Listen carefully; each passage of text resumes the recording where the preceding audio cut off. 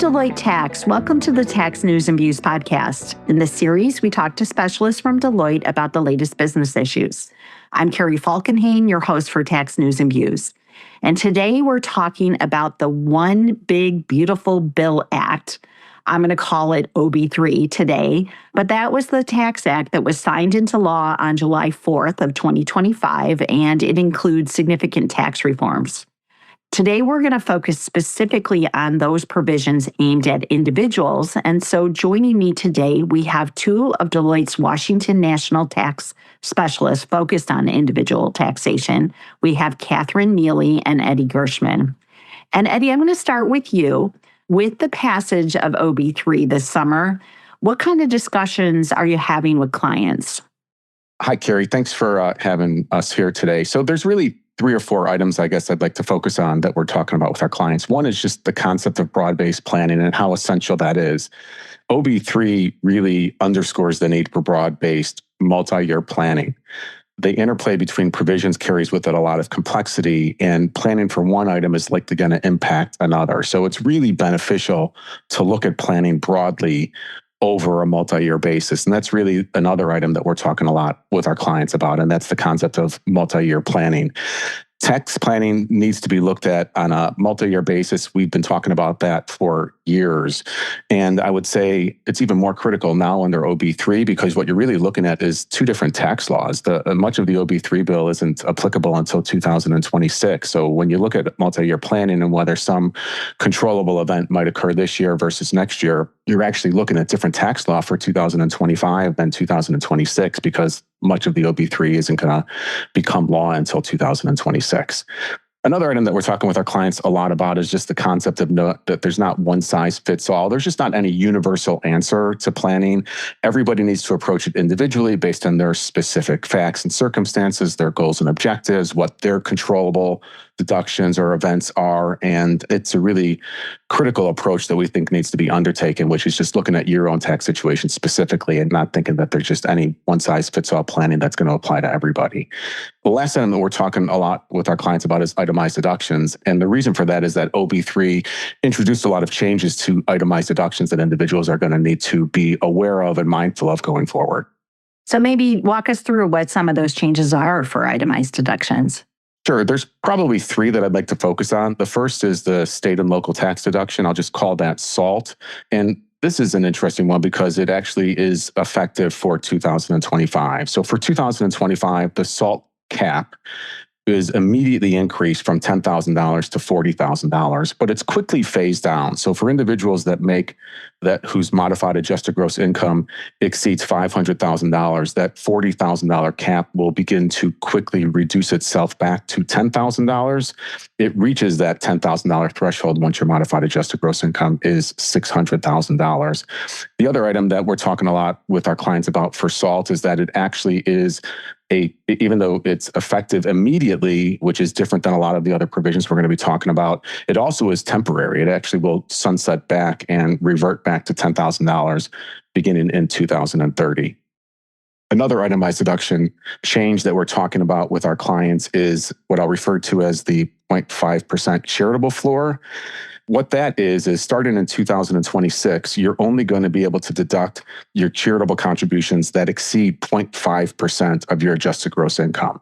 So if your adjusted gross income is $500,000, let's say, the first $2,500 of your charitable deductions aren't going to be deductible if you itemize your deductions. It's really a brand new hurdle for individuals that they haven't had to address historically, and I do think it's going to change how people address their charitable planning going forward. And just to give you some concept or some idea of how changes might occur, I think you'll see people consider accelerating their charitable contributions from future years into 2025, because like I said, the floor for this charitable deduction change is going to be effective in 2026. So people may want to consider getting ahead of their charitable planning by accelerating deductions into 2025.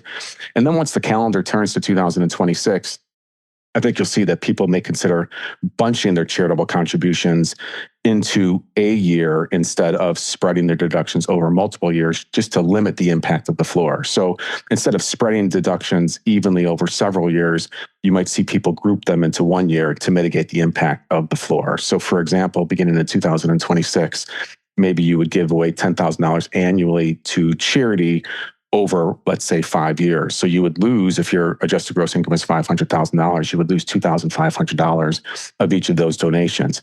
But you could consider, instead of giving that $10,000 annually over 5 years, giving $50,000 in 1 year, and then you would only run into the floor that 1 year and lose $2,500 that one time instead of the 5 times in the prior example. There's other issues people would need to think through, like the cash flow implications for sure, but it is something I think people will consider in order to mitigate exposure to the floor. From a big picture perspective, though, as people think about their charitable deductions, their charitable planning, I would say just keep in mind that a deduction subject to the floor in 2026 could still be more valuable than a deduction that's not subject to the floor in 2025, because it's based on what the income is going to offset, right? So if I accelerated deductions into 2025, hoping to avoid the impact of the floor, but that charitable deduction was going to offset capital gain income, which is taxed at 20%, that deduction could be less valuable than a deduction that I would incur in 2026 that would be subject to the floor if that deduction offset ordinary rate income. And that just gets back at the importance of modeling. It's really critical that people model this out, like I said, over a multi-year basis. And then also for charitable planning, I would say one other thing that people might consider going forward, this has been in the law for quite some time. It's the idea of qualified charitable distributions. And that's where an individual who's over 70 and a half can utilize their IRA, their individual retirement account, to make direct charitable gifts to charity from their IRA. Like I said, it's been around for a long time. Many people have been using it for years.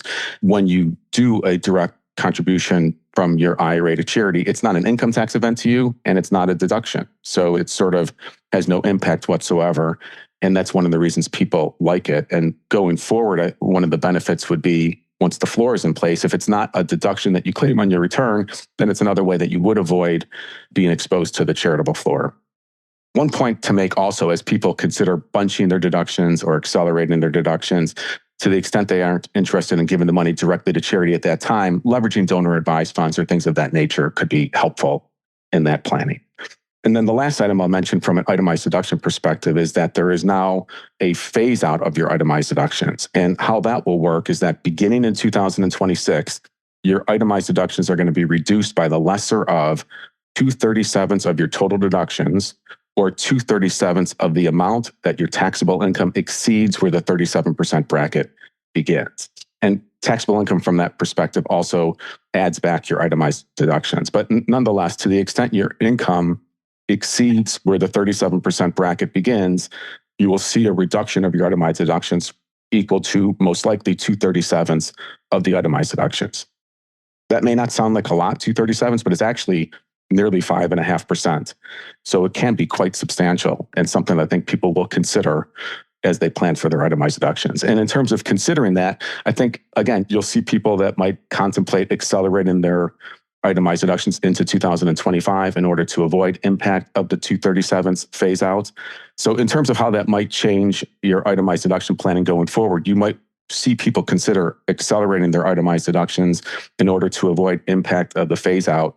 And you also might see, beginning in 2026, people considering how they might actually no longer be a taxpayer that itemizes their deductions. Eddie, you just described a lot of change, right? You described changes to the state and local tax. You described this whole 0.5% AGI floor for charitable deductions. You described just the phase out, the overall phase out of itemized deductions for certain individuals. That's a lot of change.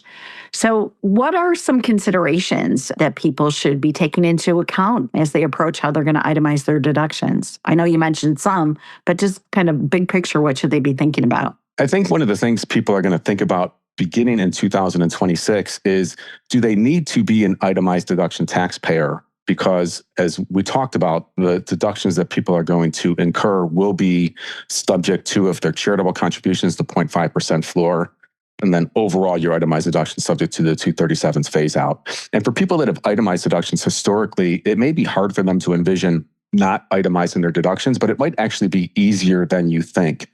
So, for example, your state and local taxes that are due in early 2026, maybe your fourth quarter tax payments or potentially real estate taxes, those are items you could consider accelerated into 2025. You'd have to keep the SALT cap in mind when you consider that, but nonetheless, it is something that would be available for acceleration potentially. We already talked about charitable contributions, how somebody might actually accelerate those. In 2026 and beyond, if your adjusted gross income is high enough, you're really only going to be able to deduct $10,000 of your SALT, of your state and local taxes. So when you look at a $10,000 state and local tax deduction, you look at maybe only occasionally having charitable contributions because you're accelerating or bunching them. Maybe you've paid off your house or don't have a mortgage, right? So there's no mortgage interest expense. You may actually see that it is easier than you might expect to not itemize your deductions and then to benefit from the standard deduction and only be subject to the haircuts and the phase outs occasionally instead of every year. Modeling here is going to be super critical, something that people really need to consider. And again, you also have to kind of keep in mind when you are looking at deductions, whether you're accelerating them or deferring them, subject to the cap, not subject to the cap, you still want to look at, well, what's the income that it's offsetting? Because that's really the benefit that's going to be driven, is the value of the deduction is going to be based on the income that is offset. So an item that's going to offset capital gain income that's tax preferential rate is going to potentially be of less value than an item that's going to offset ordinary income. So modeling is still going to be critical as people analyze how they're going to approach their itemized deductions going forward. There's a lot to think about there. Catherine, let's get you into the conversation. So many of our individual clients have established trusts. We have families that are administering estates. How do these changes affect trusts and estates specifically? Yeah, thanks, Carrie. So for those that may remember, the old PEAS limitation had a specific carve-out that trusts and estates were not subject to the limitation. However, this new itemized deduction phase-out doesn't have a similar carve-out, and so it does appear to apply to trusts and estates. That's a big change for all of us, really, and it means fiduciaries may need to be more proactive in their planning for itemized deductions. So, for example, let's assume we've got an estate that's wholly benefiting a public charity. Before the OB3 rules, no tax would have been due and the estate would have been allowed a full charitable deduction. But under OB3, despite the fact that all assets are intended to go to charity, it appears that tax would be owed because the charitable deduction would be limited. And the Senate Finance Committee's summary of the act has confirmed this was the intention of the authors for trusts and estates to be subject to the itemized deduction phase-out. So it appears that it's meant to apply. However, it also appears that this rule would contradict a statutory provision allowing trusts and estates an unlimited charitable deduction. So we're going to need more guidance from IRS and Treasury on how this itemized deduction limitation will apply to the charitable deduction. But like Eddie was talking about earlier, we need to look at this itemized deduction phase out for our trusts and estates as a whole and all of the other deductions that might be included in that. So if you're a trustee or an executor, I'd encourage you to keep a close eye on developments. This area is evolving and new guidance could change the planning landscape. Like individuals, it's important to do broad-based planning for trusts and estates to consider how the limitations may impact their tax liability. So, Catherine, you talked about the long-term planning focus, and our clients have goals around that. What are the headline changes under OB3 for estate and gift tax? OB3 now sets the estate and gift tax exemption at $15 million per person, indexed for inflation going forward. So for married couples, that's $30 million between the two spouses. And that's a significant increase. And this exemption is the total amount that a U.S. individual can transfer without paying gift and estate tax during their life or at death. So this is a large increase from prior law, and it does provide a valuable opportunity for taxpayers to transfer assets out of their estate and help mitigate that estate tax. But I'd encourage taxpayers to keep in mind that this is an opportunity, not a guarantee. So future legislation could adjust the lifetime exemption amount. So planning now is key. Any taxpayers who are waiting on the sidelines to see what would happen with the law change in OB3 now have some clarity to move forward with their wealth transfer strategies. We really encourage clients and taxpayers to focus on what's important to them with their estate planning and how they see their wealth being transferred.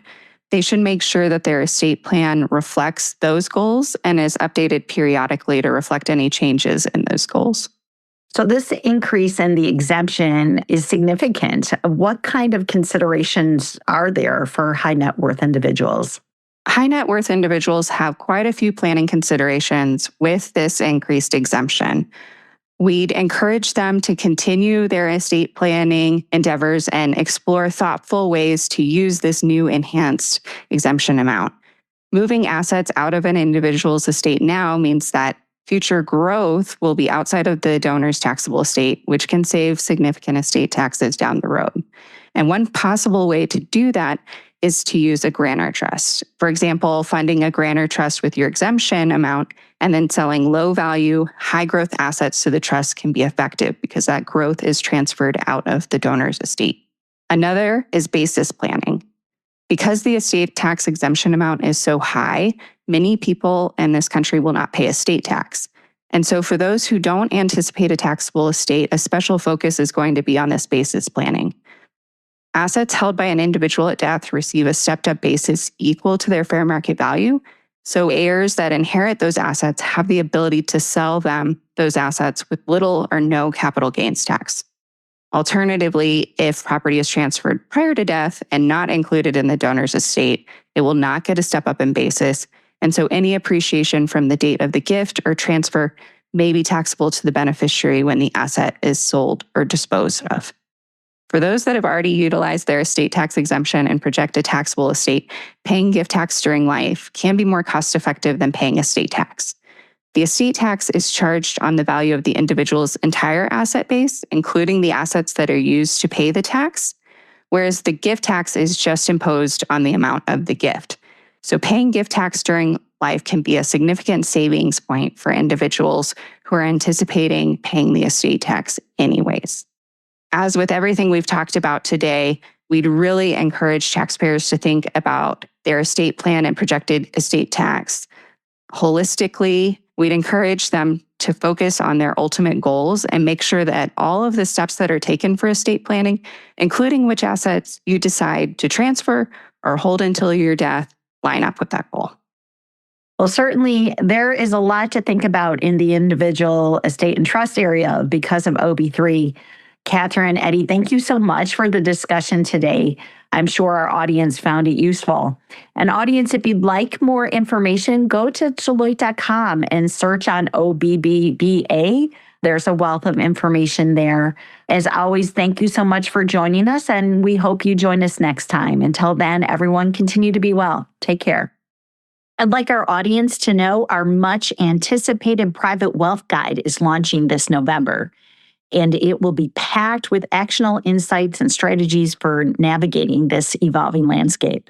So to stay connected, be sure to create your My Deloitte profile on Deloitte.com to receive personalized content, as well as early access to thought leadership like the Private Wealth Guide, as well as invitations to exclusive events tailored to your interests. Again, go to your My Deloitte profile on Deloitte.com to get this set up.